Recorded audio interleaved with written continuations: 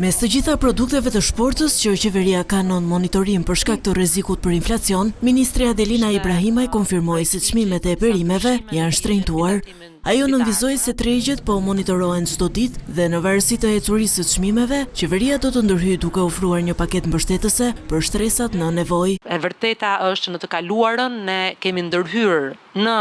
një subvencionim të rritjes së çmimeve për shtresat në nevojë, do të vijojmë monitorimin dhe nëse do të shohim që çmimet do të rriten në vazhdimsi dhe në të gjithë produktet e tjera të shportës, atëherë padyshim që do të ndërhyjmë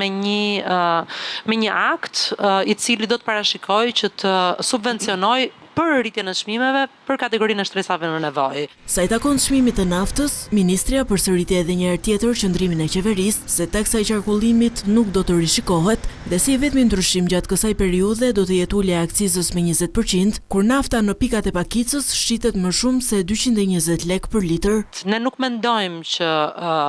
ka nevojë për një ndërhyrje në taksën e qarkullimit, e kemi shpjeguar shpeshherë që taksa e qarkullimit nuk mblidhet në këtë formë sepse ne kemi më kollaj ta mbledhim kështu.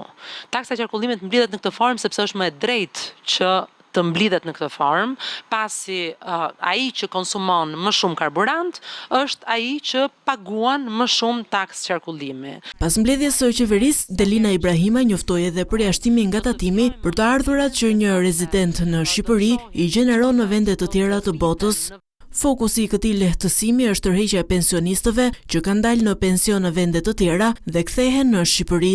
Ndërsa ministri Enea Karakaçi tha se qeveria ka përgatitur një projekt të ri për qarkun Shkodër, të quajtur Porta e Alpeve, ku 100 milion euro do të investohen në infrastrukturë dhe transport.